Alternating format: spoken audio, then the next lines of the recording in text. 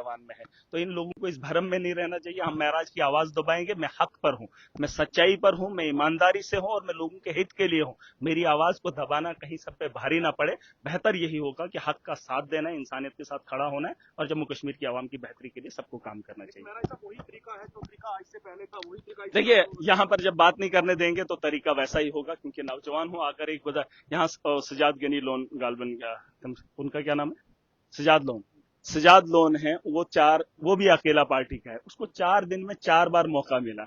अरे गुस्सा नहीं आएगा? मैं नेशनल पार्टी से हूं और मुझे भी मैंडेट आवाम ने दिया, मुझे बोलने के लिए स्पीकर साहब को चीखना चिल्लाना पड़ता है।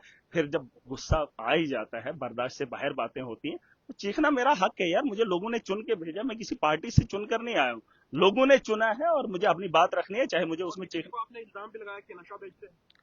नहीं, और क्या? किसने? नशा क्या है? शराब के ठेके किसके दौर में खुले? आप मुझे बताओ ना। तो बीजेपी वालों ने कौन सा प्रोटेस्ट किया? हमारे नौजवानों पे लाठियां चली, उन्होंने कहा एलजी को बोला आप परमिनेंट करो। ये आप मत पूछिए। आपने ये सारा तामझाम देखा है जम्मू के अंदर 7 साल से। आप क्यों ये सवाल मुझसे पूछ रहे हो? जिस आदमी को जो पता है, चाहे वो मीडिया का है, चाहे वो असेंबली के अंदर है, चाहे वो ऐवान किसी भी ऐवान के अंदर है, चाहे सड़क पर ठेले पे बैठकर कोई रेडी लगाकर कुछ भी बेच रहा है, उसको बात करनी चाहिए जम्मू के बारे में कि जम्मू को खराब किसने किया। और ये आप मुझसे पूछ रहे हैं कि नशा कौन बेच रहा है? आप मुझसे पूछ रहे हैं? आपको नहीं पता? सबको पता है, लेकिन बुलाने के लिए महराज का मुंह बली का बकरा महराज चाहिए। मैं बनूंगा, मैं बोलूंगा जिसने ये काम किया है। और आपको अगर शर्म आती है, मत बोलिए। ना सरकार बोले, ना अपोजिशन बोले। या अयाशी के अड्डे बनाएंगे, जम्मू कश्मीर का नौजवान खत्म हो जाएगा। क्या मुझे फिक्र नहीं है?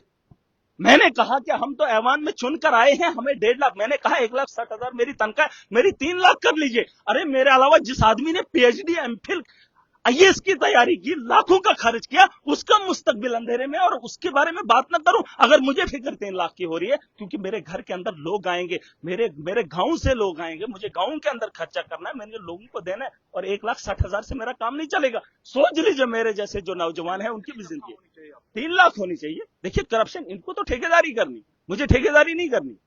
मुझे काम करना है, मुझे असेंबली के अंदर चलना, मुझे तनख्वाह चाहिए।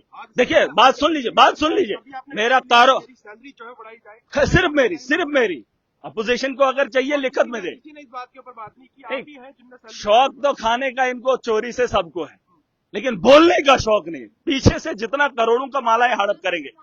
देखिए मैंने कहा मुझे चाहिए 3 लाख, क्योंकि मैं लूटने वाला नहीं हूं, मैं गरीब के साथ जुल्म नहीं करने वाला हूं। आवाम का पैसा आवाम को दूंगा, लेकिन मुझे मेरा हक चाहिए, क्योंकि 1.5 लाख से मेरा काम नहीं चलेगा। क्योंकि गाड़ी के अंदर तेल डालना मुझे, लोग मेरे पास आएंगे, उनके खाने पीने का इंतजाम मुझे करना है। तो 1.5 लाख से बात नहीं बनेगी। देखिए जरूरियात की चीजें बढ़ जाती हैं, तो उसके लिए मैंने सैलरी की मांग की है। मेरा साइड बिजनेस, ये बिजनेसमैन है।